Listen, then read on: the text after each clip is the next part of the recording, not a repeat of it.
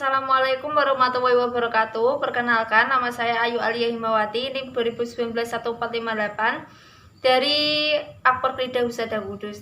Di sini saya mendapat tugas untuk melakukan penyuluhan kesehatan terhadap pertolongan pertama pada luka bakar untuk memenuhi tugas keperawatan gawat darurat dari dosen pengampu saya, yaitu Ibu Hirza Aininur. Selamat menyaksikan. Assalamualaikum warahmatullahi wabarakatuh. Waalaikumsalam warahmatullahi wabarakatuh. Selamat sore, Mbak.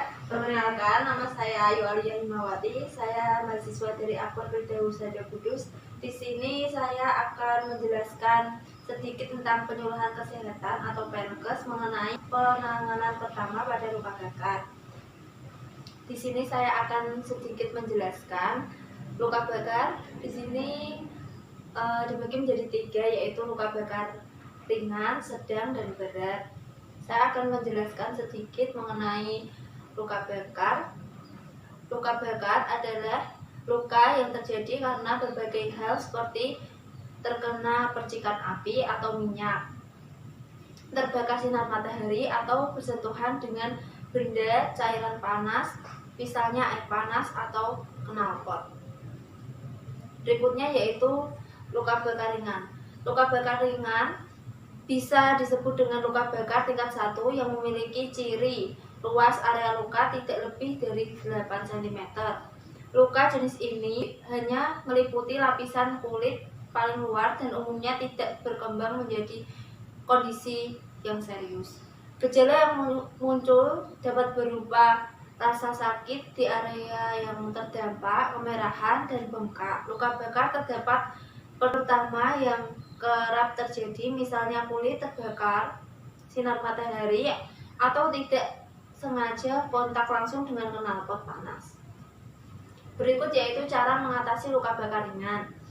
Luka bakar ringan umumnya dapat ditangani sendiri di rumah, tetapi harus dilakukan dengan cara yang benar. Ada beberapa hal yang perlu diperhatikan dalam memberikan pertolongan pertama pada luka bakar ringan, yaitu yang pertama, letakkan handuk yang sudah dibasahi air dingin pada luka dan diamkan selama 15 menit. Yang kedua yaitu hindari mengoleskan sesuatu yang justru menimbulkan iritasi seperti pasta gigi. Jika rasa sakit tidak tertahankan, Anda dapat mengonsumsi obat pereda nyeri seperti paracetamol atau ibuprofen.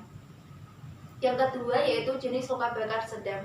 Luka bakar sedang adalah luka bakar tingkat 2 yang ditandai dengan kulit melepuh, bengkak, sangat perih, dan kemerahan atau kadang justru berwarna pucat.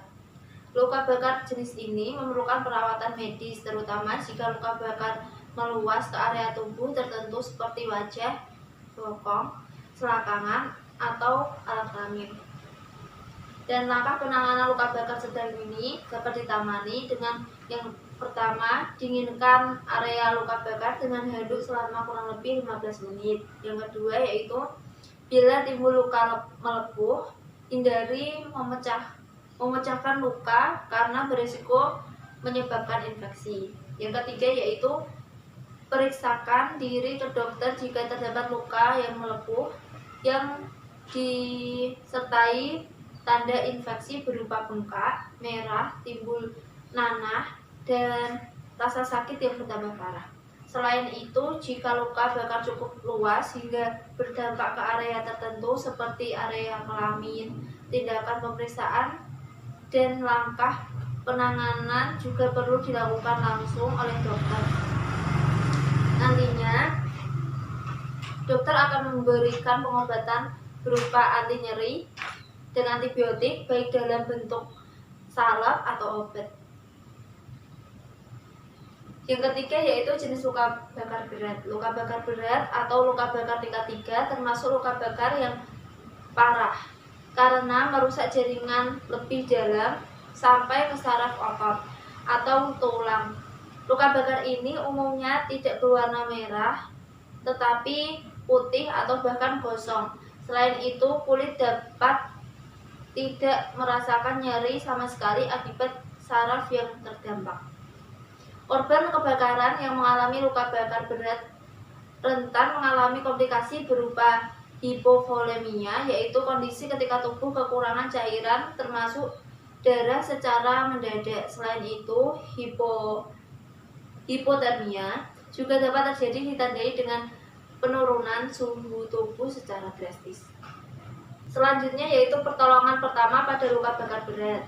Di sini yang pertama yaitu jauhkan korban dari sumber kebakaran atau area yang berdekatan dengan api maupun asap. Pastikan korban dapat bernafas dengan melihat gerakan naik dan turun di bagian dada atau dekatkan telinga ke hidung korban untuk mendengar hembusan nafasnya. Yang ketiga yaitu lepaskan perhiasan seperti ikat pinggang atau aksesoris yang digunakan di sekitar area tubuh yang terbakar. Berikutnya yaitu baringkan korban di tempat yang datar dengan kaki terangkat setidaknya setinggi 40 cm. Gunakan selimut atau kain untuk menutupi tubuh korban. Kemudian hindari mengoleskan obat atau salep pada area yang terbakar tanpa anjuran dokter. Yang terakhir yaitu hindari memberikan air dingin pada luka bakar yang luas untuk mencegah hipotermia. Hal ini juga penting dilakukan untuk mencegah menurunnya tekanan darah dan aliran darah secara drastis. Baik, cukup sekian yang dapat saya sampaikan mengenai pertolongan pertama pada luka bakar, yaitu di sini ada luka bakar ringan, luka bakar sedang, dan luka bakar berat. Sebelum saya tutup, apakah ada pertanyaan, Mbak? Saya mau bertanya, Mbak. Iya. Nama saya Devina ya. Itu biasanya kalau kena luka bakar, biasanya pertama kali itu kan dikasih pasta gigi. Itu aman atau tidak ya, Mbak?